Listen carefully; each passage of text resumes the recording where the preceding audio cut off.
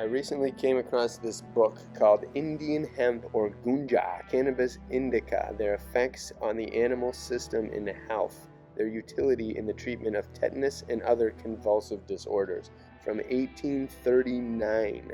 And I love checking out what they thought about it from back then, because even now, I still don't know. I still don't get it. After all these years, what does it really do? I don't know, but it's interesting, it's fascinating, and it makes things feel good. So I'd love hearing about what people think in the past.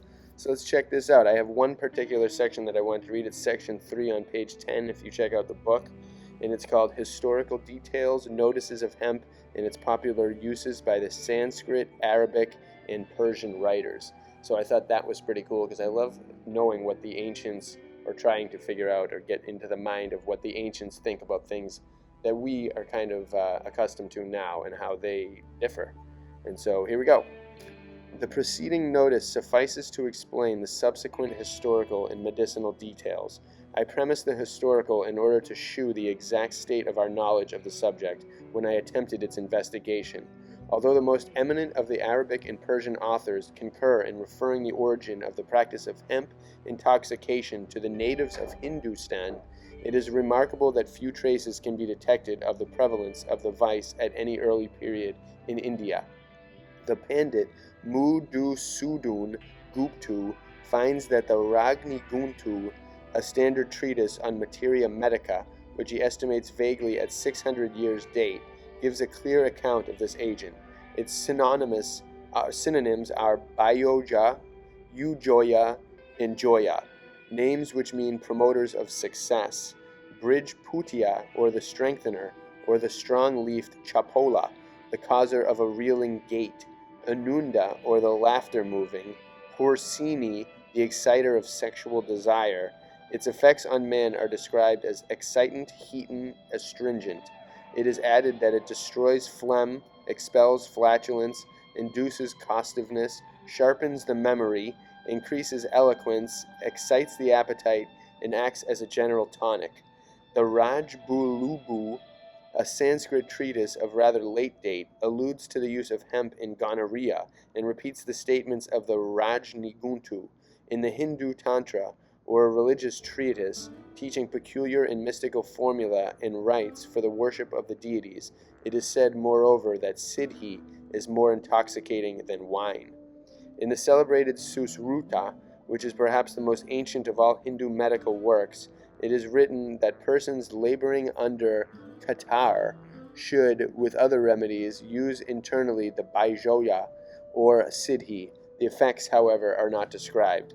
The learned Kamalakanta Vidyalanka has traced a notice of hemp in the 5th chapter of Menu, where Brahmins are prohibited to use the following substances: palindu or onions, gunjara or gunja, and such condiments as have strong and pungent scents. The Arabic and Persian writers are, however, far more voluminous and precise in their accounts of these fascinating preparations. In the first volume of De Sassi's Crestomathi Arabe, we find an extremely interesting summary of the writings of Takim Eddin Makrizi on this subject. Lane has noticed it too, with his usual ability in his admirable work, The Modern Egyptians. From these two sources, the MS notes of the Syed Keramat Ali and Mr. Da Costa, in a curious paper communicated by our friend Mirza Abdul Razes, a most intelligent Persian physician, the following epitome is compiled. Makrizi treats of the hemp in his glowing description of the celebrated Canton des Timbaliers, or ancient pleasure grounds in the vicinity of Cairo. This quarter, after many vicissitudes, is now a heap of ruins. In it was situated a cultivated valley named Jonaina, which we are informed was the theater of all conceivable abominations. It was famous above all for the sale of hashisha, which is still greedily consumed by the dregs of the populace, and from the consumption of which sprung the excesses which led to the name of assassin being given to the Saracens in the Holy Wars. The history of the drug the author treats of thus. The oldest work in which hemp is noticed is a treatise by Hassan, who states that in the year 658 M.E., the Sheikh Jafar Shirazi, a monk of the order of Haider, learned from his master the history of the discovery of hemp. Hayder, the chief of ascetics and self-chasteners, lived in rigid privation on a mountain between Nishabur and Rama, where he established a monastery of fakirs. 10 years he had spent in this retreat, without leaving it for a moment, till one burning summer's day when he departed alone to the fields. On his return, an air of joy and gaiety was imprinted on his countenance. He received the visits of his brethren and encouraged their conversation. On being questioned, he stated that, struck by the aspect of a plant which danced in the heat as if with joy, while all the rest of the vegetable creation was torpid, he had gathered and eaten of its leaves. He led his companions to the spot. All ate, and all were similarly excited. A tincture of the hemp leaf in wine or spirit seems to have been the favorite formula in which the Sheikh Hayder indulged himself. An Arab poet sings of Hayder's emerald cup, an evident allusion to the rich green color of the tincture of the drug.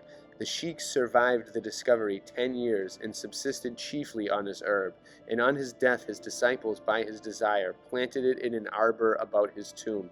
From this saintly sepulchre the knowledge of the effects of hemp is stated to have spread into Khorasan. In Chaldea it was unknown until 728 M.E., during the reign of the Caliph Monstasar Billah. The kings of Ormus and Bahrain then introduced it into Chaldea, Syria, Egypt, and Turkey.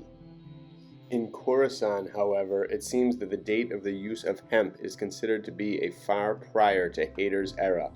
Birislan, an Indian pilgrim, the contemporary of Khosrows, is believed to have introduced and diffused the custom through Khorasan and Yemen.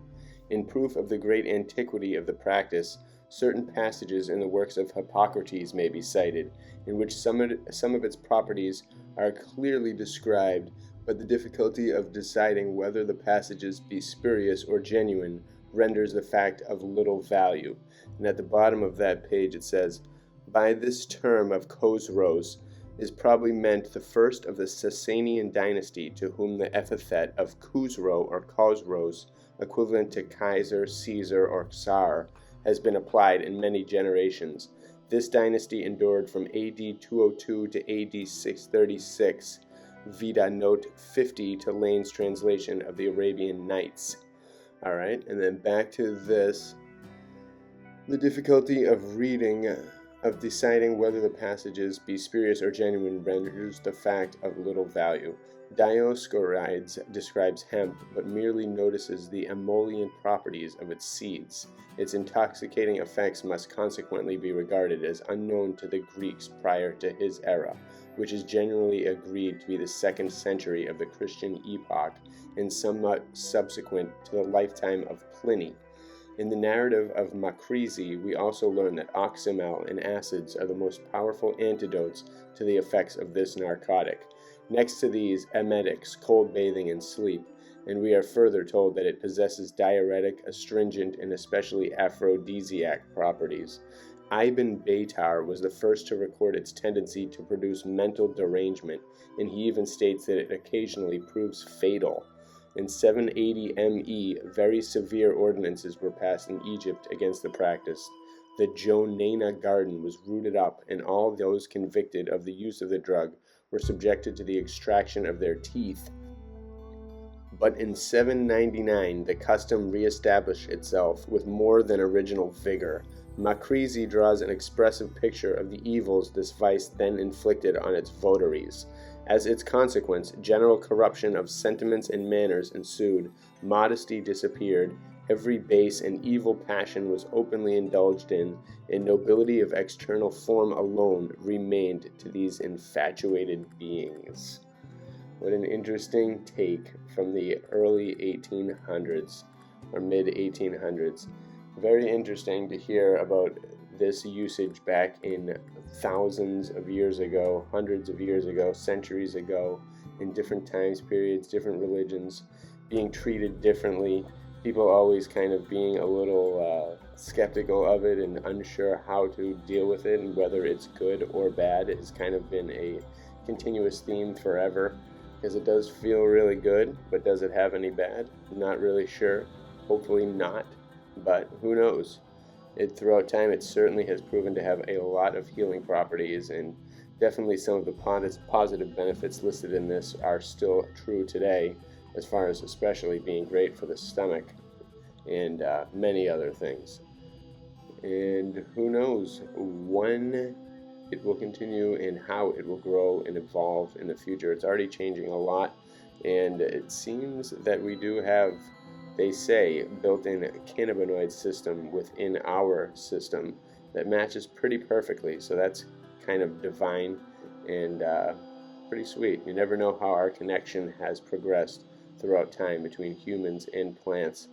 We are one and the same. We are what we eat, and we do eat plants. We grew from plants. We love plants. We breathe it in. We do everything. We are all connected, all beautiful, all perfect. Bless you all.